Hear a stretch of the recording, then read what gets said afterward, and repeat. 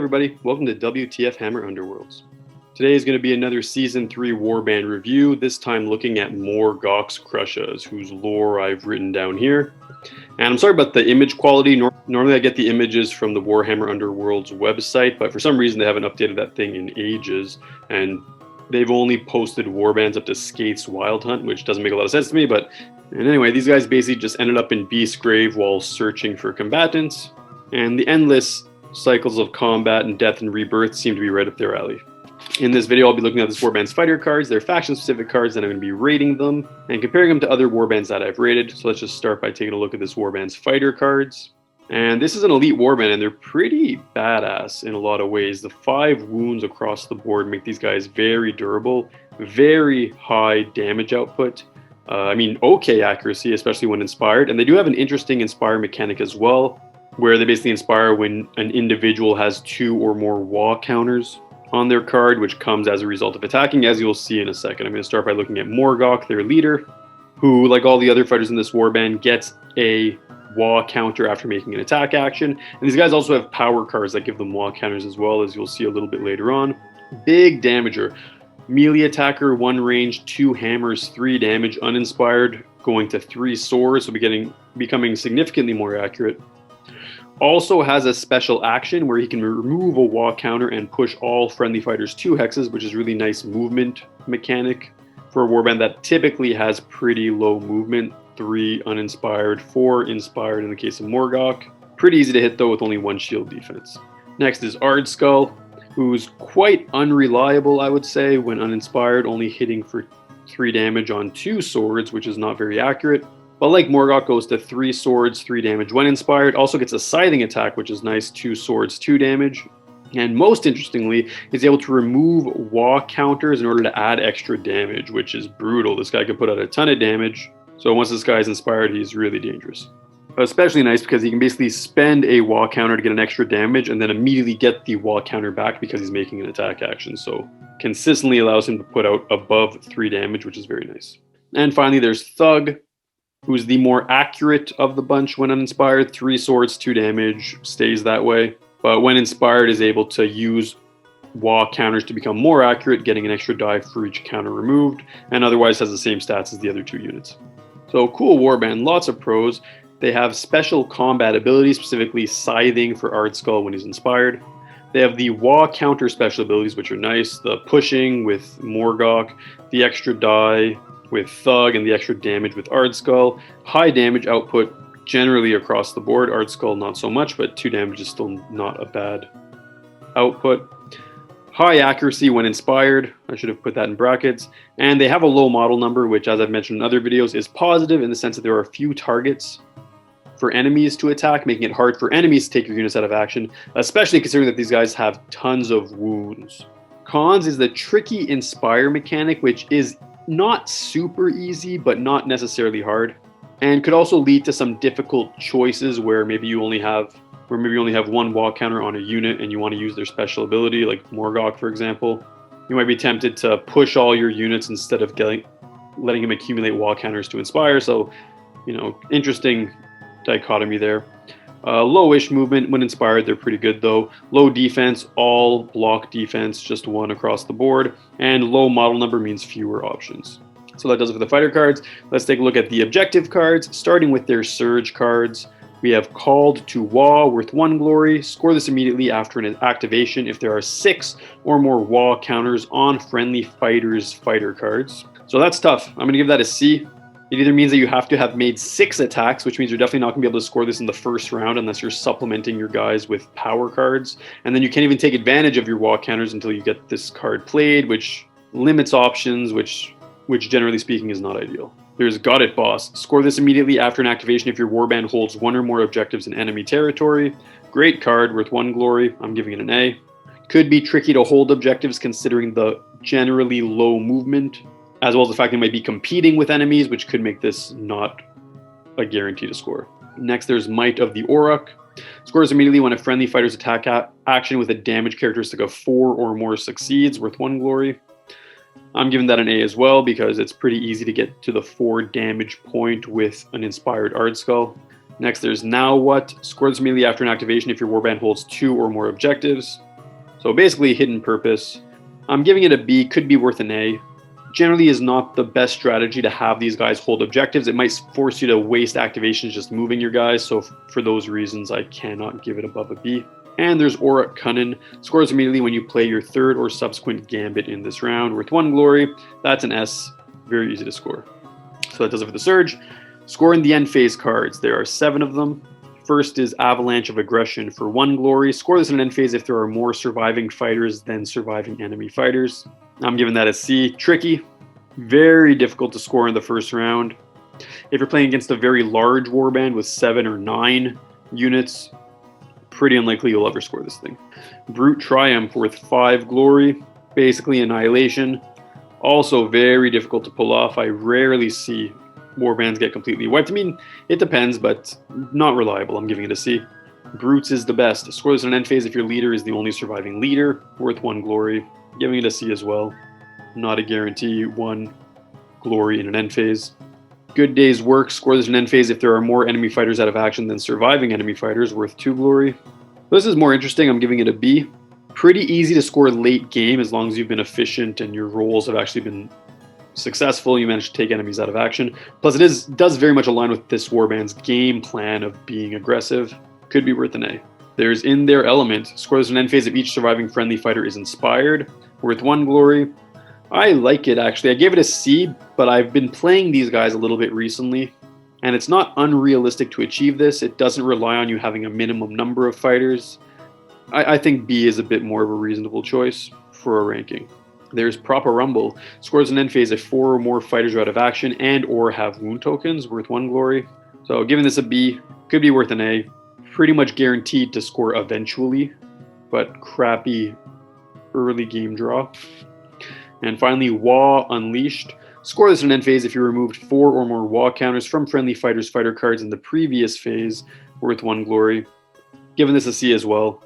Kind of forces your hand, might work against your Inspire mechanic if you draw this early and you really want to score it. Not a huge fan of this card. And anyway, that does it. So this warband's objective cards basically promote gathering and using Wa counters, holding objectives, taking enemy fighters out of action, playing gambits, surviving, and inspiring. All right, moving on to the power cards. We're going to start with the ploys. 10 ploys. First is Berserk Fortitude. It's a reaction. Play this during an attack action that targets a friendly fighter before the deal damage step. Remove any number of Wa counters from that fighter's fighter card. The attack action has -1 damage for each counter removed. So a very nice reaction to prevent your guy from taking significant damage or even being taken out of action. I like this. I'm giving it an A. Next is Berserk Strength. As a reaction, play this during a friendly fighter's range 1 or 2 attack action after choosing a target. Remove any number of Wa counters from the friendly fighter's fighter card, +1 damage to the attack action for each counter removed. So nice surprise extra damage, could really shock an opponent. I'm giving this an A as well. Brawling. Choose 1 friendly fighter adjacent to 1 or more enemy fighters. Place 1 Wa counter on the chosen fighter's fighter card. So just a straight up Wa counter. It's nice. I'm giving it an A. Brutal Attack. Very nice card. +1 dice to the first attack action made by a friendly fighter in the next activation. And then after the attack action, place a Wa counter on that fighter's fighter card. So free Wa with the +1 dice. That's an S. Next is Brutal Cunnin. A little bit similar to the Iron Skulls boys cards names, but anyway. As a reaction, play this after a friendly fighter's move action, but not during a super action that fighter makes an attack action. So pretty nice card. You move, you make an attack, potentially can attack later if you're within range of other units. I'm giving that an A. Brutal Reprisal. Play this during an attack action that targets a friendly fighter and succeeds before the drive back step. The friendly fighter cannot be driven back and makes an attack action that must target the attacker. So out of turn attack, which from these guys is amazing because 2 of them do 3 damage base, possibly more in the case of Ard Skull. I'm giving this an S. Eager Advance. Choose 1 friendly fighter and push them 1 hex. Place 1 Wa counter on the chosen fighter's fighter card. So giving this an S as well. Is sidestep with a free Wa. Very nice. Next is Cunning Brutality. Play this after a friendly fighter's attack action, but not during a super action. Push them up to 3 hexes. So basically brutal but cunning, or cunning but brutal, I forget which one. From Iron Skulls boys. I'm giving this an S. Nice push card. Power of the Wa. Choose 1 friendly fighter and roll 2 magic dice. For each swirl focus, heal 1 to the chosen fighter. So between 0 to 2 wounds, less than 50% chance for each one of them. I'm giving it an A. It is a nice healing option. Could be worth a B. Wa Energy. Roll 1 magic dice for each surviving friendly fighter. On a roll of Channel, place 1 Wa counter on that fighter's fighter card. So nice way to get some free Was on a 50% roll, giving that an A. And anyway, that does it for the ploys. So these typically promote getting Wa counters, reducing and increasing damage, pushing friendly fighters, increasing accuracy, healing, and extra attack action. One of them. So let's move on to the upgrades. There's Berserk Whirl for Ardskull. As a reaction after this fighter's activation, you can scatter 2 from this fighter's hex and push them 1 hex along the chain. If you cannot push this fighter into an empty hex, nothing happens. So it allows him to move around the battlefield. If combined with Brutal Cunning, he could basically move, make an attack, and then just start swirling around, possibly getting himself within range of other units. It's pretty nice. I'm giving it a B though, because there is a random component. Next is Brute Charge. Rolls of Smash and Fury are successes for this fighter's range 1 attack actions made as part of a charge, so huge increase in attack accuracy, especially for inspired Morgok or Ardskull. I'm giving that an A. Next is Brute Swing. This fighter's range 1 or range 2 attack actions have knockback 1. Not exceptional. I'm giving it a C. There's Incredible Bellow for Morgok, giving him a special action where he can pick 1, push all adjacent enemy fighters up to 2 hexes, or push all other friendly fighters 1 hex. So pretty nice push mechanic. Giving it a B because it does require that action being used. Next is Inert to Pain, basically a damage reduction 1 for one of your fighters, and it's restricted because it's so good. Part of the reason why I'm ranking this as an S.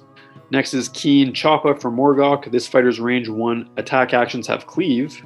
So Cleave is always handy. I'm giving it a B. Not amazing, but definitely not useless. Seething Hatred, restricted to Thug. You can reroll any number of attack dice in the attack rolls for fighters' attack actions that target a fighter with a wounds characteristic of 4 or more. So it makes them good at taking out leaders or just tough guys. Giving it a B, because Thug is probably going to need more than 1 attack to take him out, so it might not be the most ideal unit to attack a leader with. Next is Vengeful Glare. As a reaction after an attack action that targets this fighter, place 1 Wa counter on this fighter's fighter card. So nice deterrent for enemies, because if they attack this guy when he has this equipped, they know if they don't take him out of action, which they probably won't because all these guys have 5 wounds, there's that chance for that damage reduction 1, that your guy's going to get a Wa counter, making him more dangerous. So this is a nice card. I'm giving it an A. Vessel of the Wa for Ardskull. As an action, place 1 Wa counter on the fighter card of each friendly fighter within 2 hexes, so could be a nice way to accumulate Wa, although it does take an action. I'm giving it a B. And finally, the Wa Edbutt, not to be confused with the normal Edbutt from Iron Skull's boys. 2 hammer, 2 damage, remove any number of Wa counters before making the attack roll, and a +1 damage for each Wa counter that is removed. So I guess nice for anybody but Ardskull. I'm giving it a B. So that basically does it. And these upgrades basically promote pushing friendly or enemy fighters, improving accuracy, increasing damage, improving defense, getting knockback, gathering Wa counters, preventing driveback, and providing some unexceptional weapon upgrades. And here's my full grid, full analysis of this Warband's cards. And as you can see, they have some really, really nice gambits. 4S, 6A. None of their gambit cards are useless. They have a few good upgrades, a few good objectives, but the gambits are really where it is at. And let me just take a full overview of this warband now as I rate them and compare them to all other warbands. So first point, these guys are very tough. They have 5 wounds each, which is intense. And they have power cards to heal them, power cards to prevent damage. Burliest warband for sure. Before, I would have said Thundrix Profiteers were the toughest. Maybe Wormspat also. But I got to give that title to these guys now. They do, however, have some pretty subpar objective cards, meaning that they rely on universal objective cards and killing to rake in glory points, which can be a bit unreliable. They also have a difficult inspiring mechanic that relies on attacking, which makes this warband very predictable. I mean, if you're playing this warband, you're definitely playing an aggressive play style. So if warbands that you're competing against are playing a very passive style, they might be able to neutralize you by just avoiding combat, which can be very frustrating. Fortunately, though, this warband does have power cards that help them gain Wa, which helps them inspire, and they also do have push cards to help them bridge some of those gaps. And final point is these guys are legitimate killers, probably the best killers in the game as a warband as a whole. They have high base damage output with ways to increase that damage, amazing ploys which help in that damage increasing as well. They have push mechanics to help them reach enemies. No one is really safe if you play your cards right with this warband, pun is totally intended. So when I overall look at this warband, I've decided to rank them as an A. I don't think that they're overpowered in the S tier, and this is where I rate them in the overall picture. I'm actually going to put them right after Stormsire's Cursebreakers, but before Skate's Wild Hunt, because Skate's Wild Hunt is more versatile, but they just don't have the kind of aggressive output that Morgok's has. And if you're successful in aggro, that does have a larger impact than being successful in positional play, because you take units out of action, which totally impedes your enemy. You also get extra glory from killing them. But I am putting them behind Stormsire's Cursebreakers because magic can be very strong. And I'd say it's not currently super strong right now in the existing meta as we're rolling into the beginning of Dire Chasm. But I still think Stormsire's Cursebreakers have more overall potential. So this grid that I have here isn't really meant to depict who's the strongest in any given meta. It's just my overall overview of all these warbands and how I feel they generally perform or would perform across all meta. And Morgok, I think, is very strong right now because there's lots of aggressive promoting cards. But in other seasons or metas where aggression is weak, these guys would compete a lot less successfully. So this is basically where I place them. So they're A, in a very good spot. Don't need tons of balancing. They're pretty badass. And anyway, that does it. So hope you guys enjoyed the video. If you have any thoughts or suggestions, please comment below. And of course, like and subscribe if you enjoyed this content. And in the description, I'm going to be linking my balancing recommendation to how I would recommend Games Workshop make little tweaks to make these guys a little bit more balanced.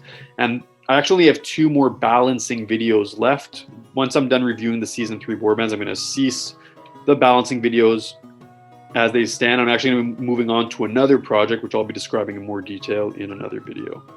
So anyway, I thank you guys for watching this video, and I hope you all have a nice day.